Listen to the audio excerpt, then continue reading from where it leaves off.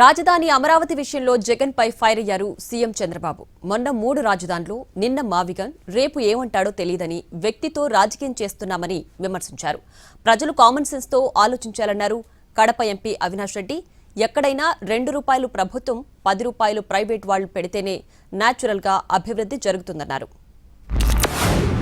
కేంద్రం చట్టం చేసిన తర్వాత మావిగన్ అన్నారు, నిన్న విజయవాడ అన్నారు, రేపేమంటారో నాకు తెలియదు.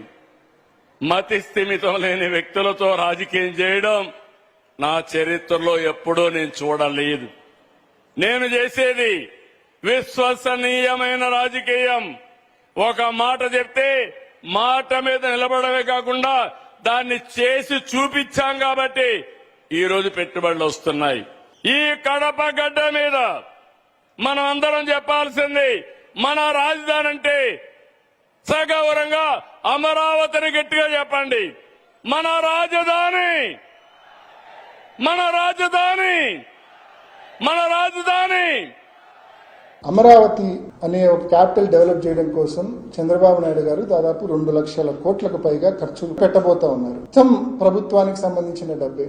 శివరామకృష్ణ కమిటీ వద్దన్నప్పటికీ కూడా ముందుగా 2 లక్షల కోట్ల రూపాయలు ఖర్చు పెట్టి అక్కడ ఆయన క్యాపిటల్ డెవలప్ చేసే ప్రయత్నం చంద్రబాబు నాయుడు గారు చేస్తా ఉన్నారు. ఎక్కడైనా ఒక ₹2 ప్రభుత్వం పెడితే, ఒక ₹10 ప్రైవేట్ వాడు పెడితేనే అది న్యాచురల్ గా డెవలప్మెంట్ అనేది జరుగుతుంది.